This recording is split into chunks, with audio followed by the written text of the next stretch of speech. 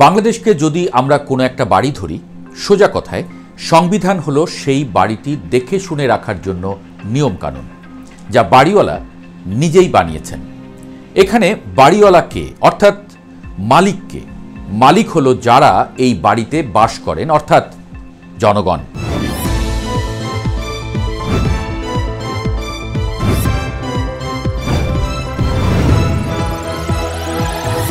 তাহলে পলিটিক্যাল পার্টিগুলো কি? Political party হলো এই দেশটা চালানোর জন্য বা বলা যায় কেয়ারটেকার হবার জন্য একটা ফোরাম। তারা প্রতি 5 বছর পর পর আবেদন করে জনগণের কাছে, আমি এই দেশটায় কেয়ারটেকারগিরি করতে চাই, আগামী 5 বছরের জন্য আমাকে আপনারা নিয়োগ দেন। ইন্টারভিউ বোর্ড হলো নির্বাচন। নির্বাচনে কিভাবে তারা দেশটা চালাবে সেই পরিকল্পনা বা ম্যানিফেস্টো জনগণের সামনে রাখে।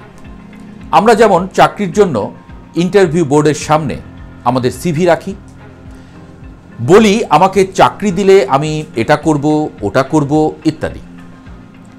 নির্বাচনের মাধ্যমে কিভাবে তারা দেশটা চালাবেন ম্যানিফেস্টো দেখে সন্তুষ্ট হয়ে ওই দলকে দায়িত্ব দেন দেশের জনগণ, 5 বছর দেশটা চালাবেন বলে। ওই যে শুরুতে বাড়ির কথা বলেছিলাম, এত বড় একটা বাড়ি ময়লা কিভাবে পরিষ্কার হবে, ভাড়াটিয়ারা কিভাবে ভাড়া দেবে, নিচের দোকানের থেকে টাকা আসবে কিভাবে, সেই ভাড়া কিভাবে ব্যয় হবে, এখানে দারোয়ানের বেতন কে দেবে, বাড়ির রং করা আছে, ছাদে গাছে পানি দেয়া আছে, বাজার সদাই, কেনাকাটা, আরও কত কত ধরনের কাজ। একটা দেশেও তাই। এবার আসেন নির্বাচন বা ইন্টারভিউ বোর্ডে আমরা সবাই মিলে একটা দলকে চাকরি দিলাম আগামী 5 বছরের জন্য। কেয়ারটেকার তো কেয়ারটেকারই, মালিকের কাজ সে করতে পারবে না। মালিক তাকে কিছু নিয়মকানুন দিয়ে দিল যে এভাবে চালাবে আমার বাড়িটা, আর মালিকের দেওয়ার নিয়মই হলো সেই যে সংবিধান। তুমি এটা করতে পারবা, ওটা করতে পারবা না। তুমি দৈনন্দিন কাজ করো সেটা ঠিক আছে, কিন্তু বাড়ি ভেঙে কমপ্লেক্স বানাবা ওসব চলবে না। বড় কিছু করতে হলে, স্ট্রাকচার বদলাতে হলে আমাকে জিজ্ঞেস করে নিবা কি করতে যাচ্ছ, আমি অনুমতি দিলেই তবে সেটি করতে পারবে, নইলে তোমার চাকরি নেই। তো কেয়ারটেকার বা সরকারের যখন দেয়াল ভাঙার মতো প্রয়োজনীয়তা তৈরি হবে, জিজ্ঞেস করবে আসলে কোন উপায়ে? জিজ্ঞেস করার উপায় হলো গণভোট, যেটা নিয়ে সবাই আমরা এখন আলোচনা করছি। একটি দেশের সংবিধান আসলে কি?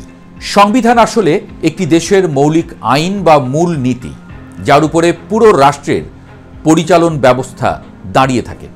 সহজ ভাষায় বললে সংবিধান হলো একটি দেশের সবচেয়ে ক্ষমতাধর নিয়মের বই, বাংলাদেশের সংবিধান। বাংলাদেশের সংবিধানের জন্ম হয়েছিল এক ঐতিহাসিক চুক্তির মাধ্যমে। 1972 সালের 4 নভেম্বর এটি গণপরিষদে গৃহীত হয় এবং 16 ডিসেম্বর 1972 থেকে কার্যকর হয়। এটি জনগণের প্রতিনিধিদের দ্বারা তৈরি, তাই এর প্রথম বাক্যই হল বাংলাদেশ একটি গণপ্রজাতন্ত্রী রাষ্ট্র। এর অর্থ এই বাড়ির চূড়ান্ত ক্ষমতা উত্তরাধিকার সূত্রে বা জোর করে নয়, বরং জনগণের হাতে। রাষ্ট্রের মূলনীতি, বাড়ির 4টি প্রধান দেয়াল। সংবিধান 4টি আদর্শকে এই বাড়ির প্রধান ভিত্তিস্তম্ভ হিসেবে ঘোষণা করেছে। এই দেয়ালগুলো পরিবর্তন করা সহজ নয়, কারণ এগুলোই বাড়ির চরিত্র নির্ধারণ করে: জাতীয়তাবাদ, সমাজতন্ত্র, গণতন্ত্র ও ধর্মনিরপেক্ষতা। এই নীতিগুলো অক্ষুণ্ণ রেখেই কেয়ারটেকারকে দেশ পরিচালনা করতে হয়। এই নীতিগুলোর যে কোনো একটিতে আঘাত লাগা মানে বাড়ির প্রধান কাঠামোতে আঘাত হানা। মালিকের অধিকার এবং ক্ষমতার সুরক্ষা। কেয়ারটেকার যেন তার ক্ষমতার অপব্যবহার না করতে পারে, সেজন্য সংবিধান মালিকদের অর্থাৎ জনগণকে শক্তিশালী আইনি ঢাল দিয়েছে। নাগরিকদের মৌলিক অধিকার। বাংলাদেশের প্রতিটি নাগরিকের জন্য সংবিধান কিছু নির্দিষ্ট অধিকার দিয়েছে, যা সরকার বা প্রশাসন দ্বারা ক্ষুণ্ণ করা যায় না। এগুলোই মৌলিক অধিকার: জীবনের অধিকার, বাক স্বাধীনতা, আইনের চোখে সমতা, ন্যায় বিচারের অধিকার। এগুলো মালিকের হাতে থাকা চূড়ান্ত ঢাল। যদি কেয়ারটেকার বা পলিটিক্যাল পার্টি বা সরকার এসব অধিকার লঙ্ঘন করে, তবে মালিকেরা বা জনগণ হাইকোর্টে রিট করার মাধ্যমে সরাসরি বিচার চাইতে পারে। রাষ্ট্রের কাঠামো ও ক্ষমতা নিয়ন্ত্রণ। সংবিধান রাষ্ট্রের শাসন ব্যবস্থাকে সংসদীয় গণতন্ত্র হিসেবে প্রতিষ্ঠা করেছে এবং ক্ষমতাকে তিনটি পৃথক অঙ্গে ভাগ করেছে। 1. সংসদ, 2. কার্যনির্বাহী এবং 3. বিচার বিভাগ বা আদালত। এই চেকস অ্যান্ড ব্যালেন্স নিশ্চিত করে যে কেউই যেন এককভাবে অতিরিক্ত শক্তিশালী হয়ে না ওঠে।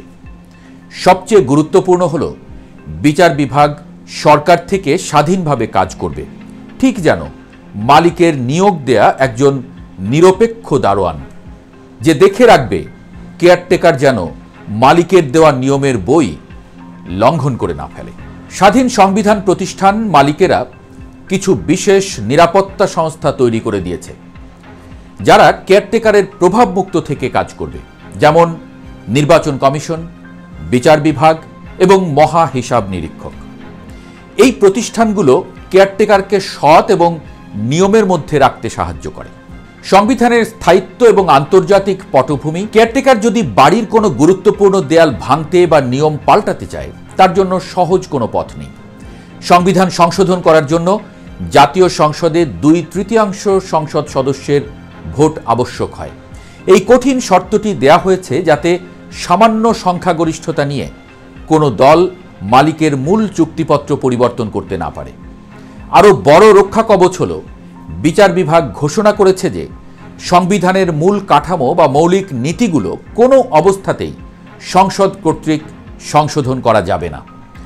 যদি কোনো বিষয়ে বড় ধরনের কাঠামোগত পরিবর্তনের প্রয়োজনীয়তা তৈরি হয়, তখন মালিকের অর্থাৎ জনগণের কাছে সরাসরি জিজ্ঞেস করার উপায় হল গণভোট, যা কেয়ারটেকারকে মনে করিয়ে দেয় চূড়ান্ত সিদ্ধান্ত মালিকের হাতে। বৈশ্বিক প্রেক্ষাপট, বারবার পরিবর্তন বনাম স্থায়িত্বের সংকট।